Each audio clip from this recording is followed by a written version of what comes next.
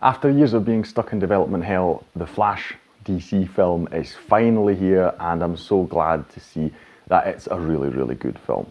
Let's talk about it.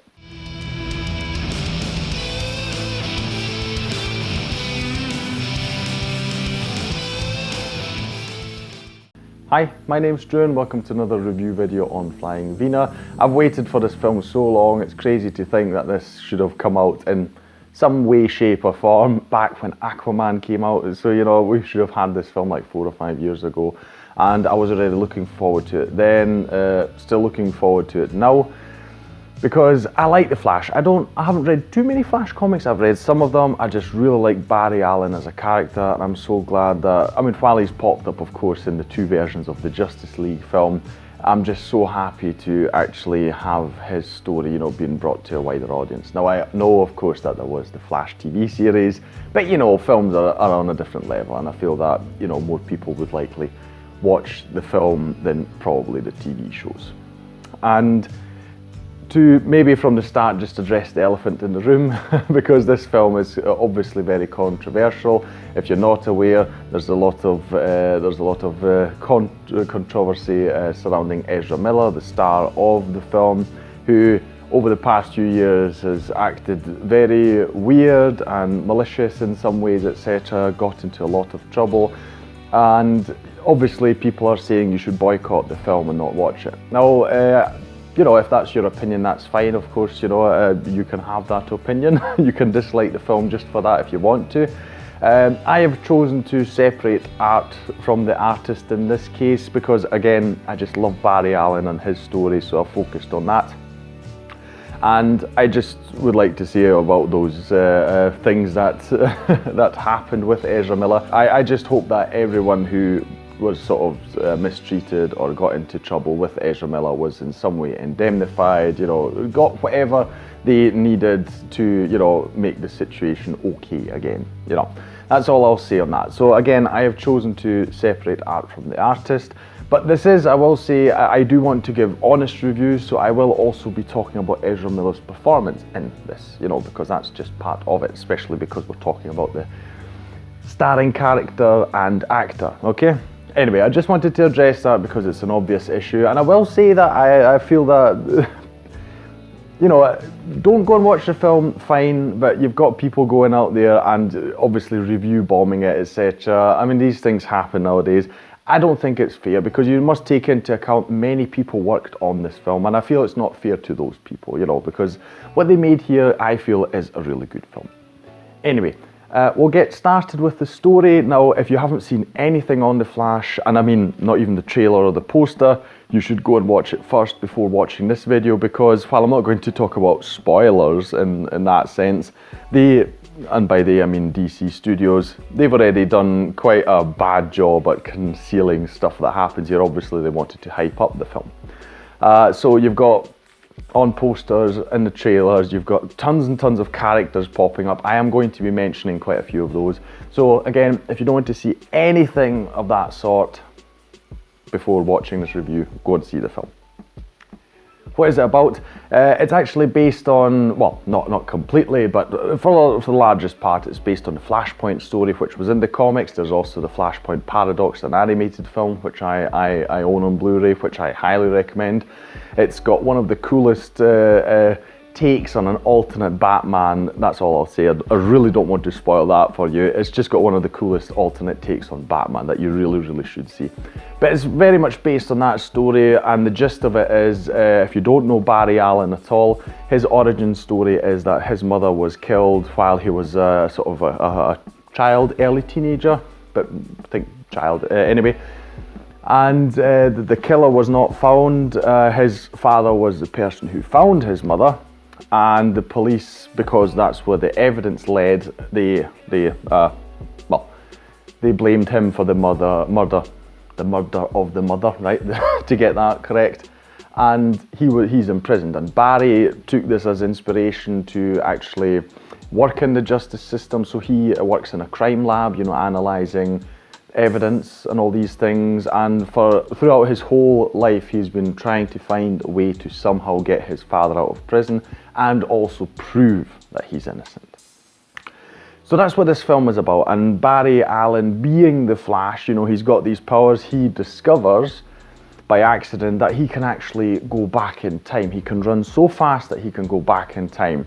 And, you know, the obvious thing that comes to him as it's shown to us, because he's reminded as it's the anniversary of his mother's death, you know, and his father's got a hearing, they're hoping to get him out. They fail again. And so he decides he is going to do that. The problem with that being, as you can imagine, I mean, these kind of stories all go in that way. If you try and mess with the timeline, things go badly. So he ends up in an alternate version of Earth where there is another Barry Allen, not Barry Allen, whose mother was not killed. And yeah, things just go from there because, again, if you try and mess with something, it's, you know, something's going to go wrong. And we end up meeting many different versions of characters that we've seen. Yeah, I won't tell you too much about the story apart from that. I think that's enough. Just know that it goes in really cool ways. I really like it. Just to stick with the story about its beats. It's really well made. I love that we get this insight into Barry Allen. It's always focused around this story of him losing his mother. That is the focal point of the whole story from start to finish. So it's a thread that goes throughout. It's not just a simple instrument that they use, you know, to just get the story started. We keep coming back to this. It is the main thing that keeps this film going, and I really love it so much. It's really heartfelt. You can really, you know, you can really feel the emotion in the story because of that. At the same time, it's absolutely hilarious. It's one of the funniest DC films out there. If I'd have to rank them, I'd think probably the only one that I found even better in terms of humour was The Suicide Squad, which doesn't surprise me because all of James Gunn's films have got great humour in them. But yeah, really good humour, and it worked on, yeah, so many levels, so good. And the story itself I thought was solid. It's a solid multiverse / alternate dimension story about the ramifications, you know, of having such a power and trying to fix your own personal history in that sense. And coming to terms, you know, with you having to own up to those mistakes and ultimately having to accept that you just can't change it. So I really love that. It's really well made, and yeah, tied in with that we get alternate versions of characters. If you've not seen it, we get, for instance, the return of Michael Keaton's Batman, which they really should have kept a surprise. I don't know, it just feels so silly that they spoiled that completely. I mean, they put him on the poster and everything. I saw that while I was walking around a few weeks ago. There's just a poster of the Flash and he's on it. I was like, why spoil that? I mean, it would have been such a cool reveal. You know, that we not only get Batman in this film, but we get Michael Keaton's Batman. Anyway, I mean, he's a joy. He's so good. He's still good at being Batman. You can tell that he just loved being Batman again. At least that was my impression of it. Loved seeing him, and we just love seeing the things that he does. It's really convincing while he's supposed to be an old Batman. I felt all of it was fine. We'll come to the CGI a bit later. That is one thing that we do need to talk about. But all the things Batman related, I really loved. I thought they were brilliant. Then we've also got an alternate version of Superman, because they're trying to find Superman in this alternate dimension. Turns out they don't have a Superman, they have Supergirl, which, I mean, you'll have some trouble seeing. It's this wee figure I've got over here. But I'm so glad it's Sasha Calle, if I'm pronouncing that correctly, who plays her. I was really excited to see her just when I saw the costume design. Loved it, you know, from the first second I loved it. And it's a bit of a shame I've ordered some toy action figures of Michael Keaton's Batman and Sasha Calle's Supergirl. Unfortunately, I haven't got them yet, otherwise I would have displayed them here as well. They'll come in a future video, don't worry. Love the suit, and she is amazing in the role. So she's not in it that much, you know, so she isn't in the film throughout. But she definitely leaves an impression, and I really, really do hope that, first of all, people see Supergirl is a viable option for the future, because ever since they started, you know, talking about maybe doing a Supergirl film, everyone was a bit, oh no, we don't want that, etc. You know, this shows that you can easily do it, and I hope that specifically she gets to do a film at some point, because it's such a shame for her to get, you know, introduced in this really cool way and make such an entrance and nothing coming from it. So I really hope that, like I say, further down the line, maybe she gets to replay the character, even if it's, you know, just a reboot of the universe or whatever the hell DC Studios is going to do. hopefully it involves her because she's so good. And just very briefly, again, this is an honest review, I will say that Ezra Miller does carry the whole film. I mean, Barry Allen is in it twice as a character, you know, so really great. All I can say is the acting is really superb, and yeah, you really feel for Barry throughout the whole story. It just ties the whole film together, done excellently.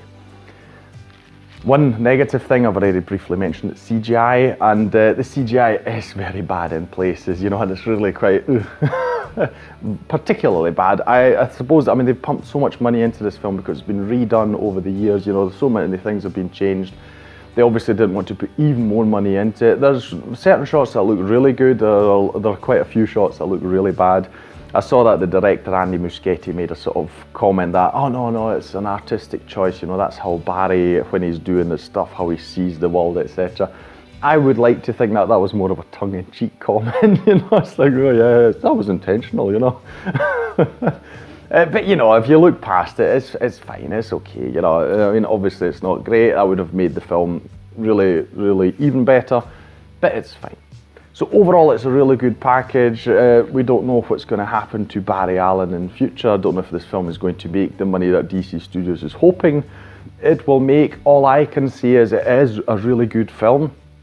It's really worth it. If you like The Flash, if you like DC heroes, if you like superheroes, I think you would like this story because it's just, like I say, it's got this thread throughout that really, I don't know, it just feels a bit above the rest. I mean, not all of them, but I mean, it definitely feels easily above average. You know, the story itself, while it seems very simple, just when you think about all of its parts afterwards, it's a really well constructed film and story. I really like it. So a high recommendation for me.